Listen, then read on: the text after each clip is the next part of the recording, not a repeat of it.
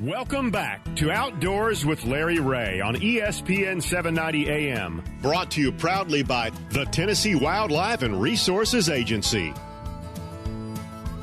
Good Saturday morning and welcome back to Outdoors with Larry Ray, where we celebrate everything outdoors.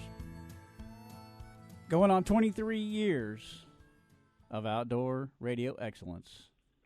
Without further ado, the host with the most. That's it. That's the one. Larry Ray. That's what I've been waiting for. The host with the most. Further ado. Now, Frank, you're on the spot now because you cannot repeat any words that John said when you have yours after a while. So that makes you really conscious, okay? All right. I got it. You got it? Okay. All right. Welcome back to Outdoors with Larry Ray. And without further ado, we got Steve McCadams on the line with us, the veteran waterfowl guide, fishing guide on Kentucky Lake. Friend of mine since when I became outdoor editor at the Commercial Appeal. That's a newspaper, in case anybody forgot. Back in 1988, one of the first people that I met was really there was a triumph. There's a trio of conspirators that I was introduced to, and that was Tommy Aiken, Jim Perry, and this guy, Steve McCadams. I'm glad to be here to round it out and get you out of the rut. Good morning, Steve. How we doing, buddy? Good morning. Doing great. Here it is with duck season about to hit the home stretch. And yes. I think I can make it about another week. We go to the 31st, so I think I've got another 8 or 9 days left in me. And you've been doing this how long? Since I was a baby. Since he was a baby. They've written songs about him.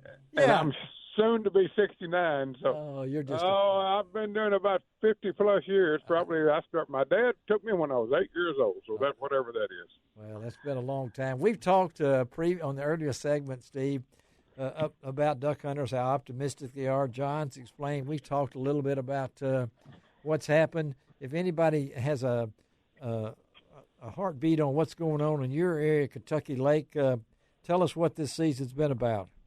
Well, it's been a roller coaster here for us. There it is.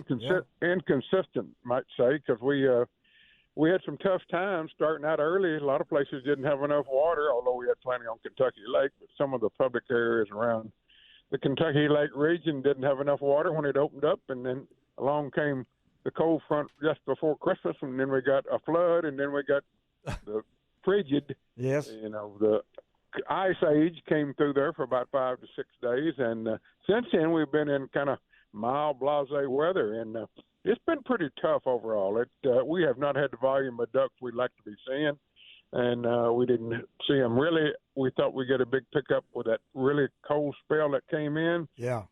It didn't happen as good as we thought. Usually on the thaw, you'll start killing ducks pretty good, and we didn't see the divers here on Kentucky Lake, bluebills, ringnecks, golden eyes, and buffleheads, those diver species that you normally see in the real bad weather. We didn't get an influx of them like we thought, and we've killed a few ducks along, but up in this area it's been pretty tough. I've been hunting the old Vine Bottom the last few weeks. I have a farm there in the Middle Fork, and I've been staying down in that region trying to reap some of the backwater, and millions of snow geese down there, but the ducks have been kind of sparse, and there's kind of hunt and peck. And I tell you, if it wasn't for gadwalls and green-winged teal, it'd have been a pretty tough season across this little area, I'll tell you.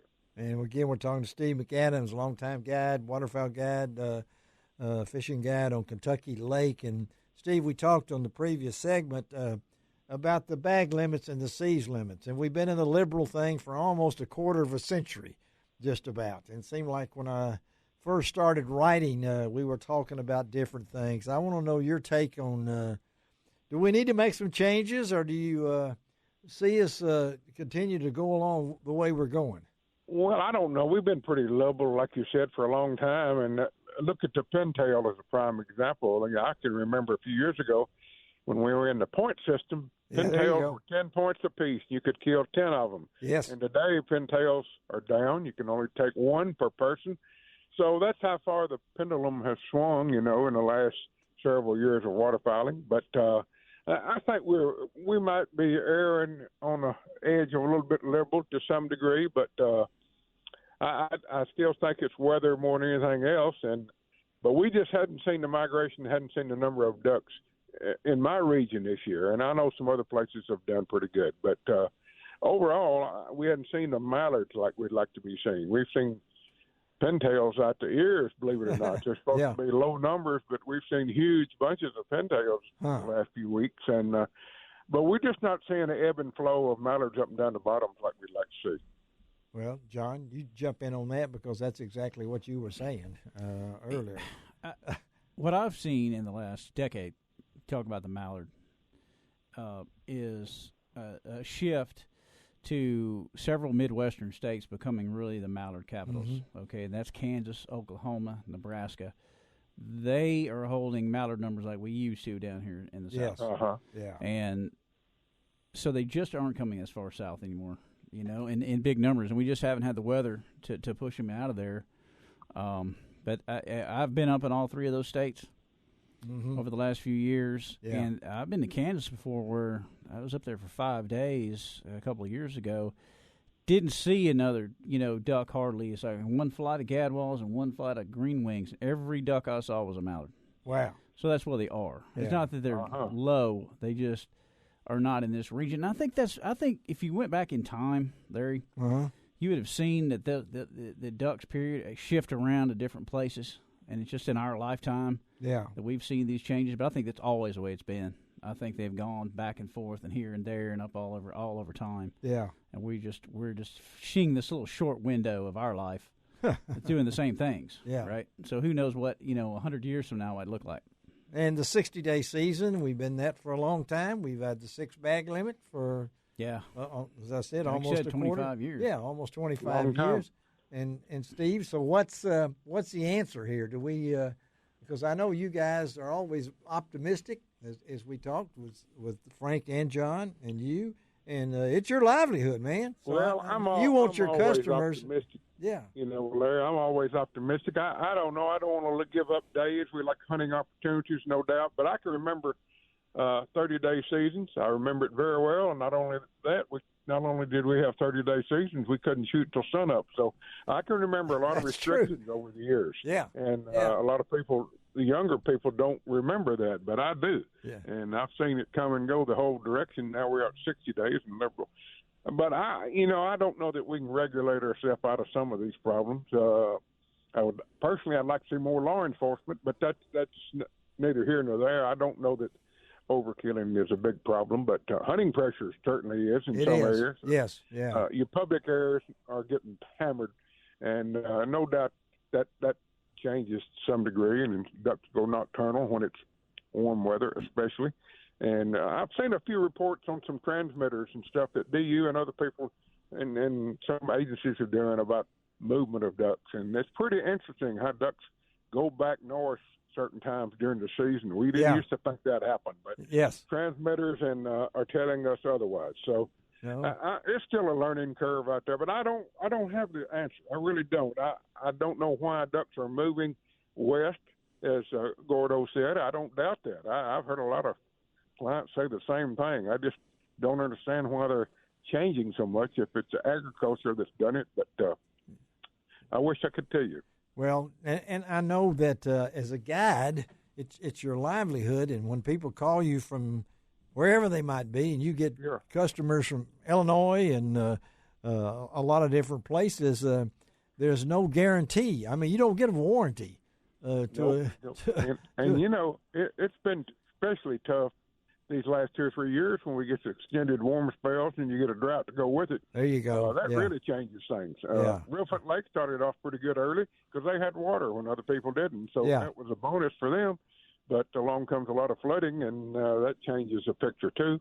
But here in January, we should be having our peak numbers around here.